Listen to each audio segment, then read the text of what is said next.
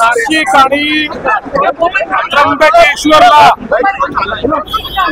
जो कुंभमेळा संपन्न होतो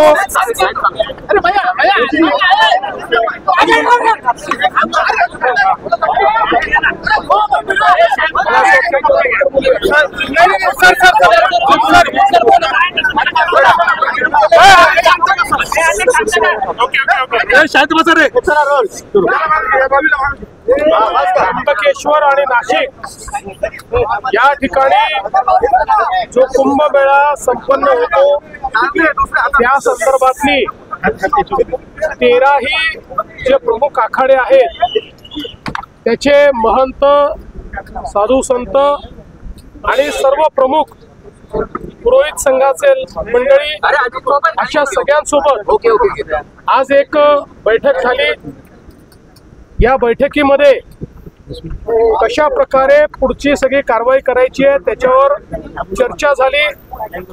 सर्व आखाड्यांचं म्हणणं आम्ही ऐकून घेतलं आणि त्यासोबत आज आतापर्यंत आम्ही काय कारवाई केली आहे ती देखील त्यांना सांगितली। जवळपास कुंभमेळ्याच्या निमित्ताने 4000 कोटी रुपयाचे वेगवेगळ्या कामाच्या निविदा या आपण काढलेल्या आहेत। त्यातल्या काही अंतिम स्टेजवर आहेत।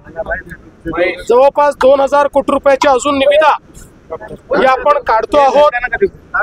प्रामुख्यानं गोदावरी स्वच्छ राहिली पाहिजे या दृष्टीनं एसटीपीचं काम असेल, त्यामध्ये जाणारं पाणी स्वच्छ केलं पाहिजे या दृष्टीनं सर्व प्रकारचं शुद्धीकरण असेल किंवा गोदावरी वाहती राहिली पाहिजे याकरताही आपले जलसंपदा मंत्री गिरीश भाऊंनी एक चांगली योजना तयार केलेली आहे। त्याला मान्यता द्यायचा विषय असेल। या ठिकाणी विशेषतः जो काही साधू ग्रामची जागा आहे ती जागा अधिग्रहित करण्याचा विषय असेल, हे सर्व विषय आता आपण मार्गी लावलेले आहेत। ते विविध टप्प्यांमध्ये या ठिकाणी आहेत आणि यासोबत आज जी काही साधू संतांनी मागणी केली त्याची नोंद आपण घेऊन आणि बऱ्याच गोष्टींवर त्यांचं एकमत हे आज आपण केलेलं आहे। विशेषतः कुशावर्तावर जी गर्दी होते त्याची जागा फार कमी आहे त्र्यंबकेश्वरला, त्यामुळे तिथे काय पर्यायी व्यवस्था करता येईल या संदर्भातही बऱ्यापैकी एकमत आज झालेलं आहे, जेणेकरून कुठल्याही प्रकारची स्टॅम्पिडची वेळ ही त्या ठिकाणी येणार नाही अशा प्रकारचा आपला प्रयत्न आहे। आणि यासोबत आज अमृत स्नानाची जी सर्व पर्व आहेत त्याच्या तारखा देखील सर्व साधू संतांनी आणि पुरोहित संघाने मिळून घोषित केलेले आहेत। आपल्याला ते आता सेपरेटली आम्ही उपलब्ध करून देऊ। यावेळी सुदैवाने खूप मोठ्या प्रमाणात पर्वाच्या तारखा उपलब्ध आहेत, त्यामुळे कुठल्या तरी एकाच तारखेला खूप गर्दी करण्याची आवश्यकता पडणार नाही।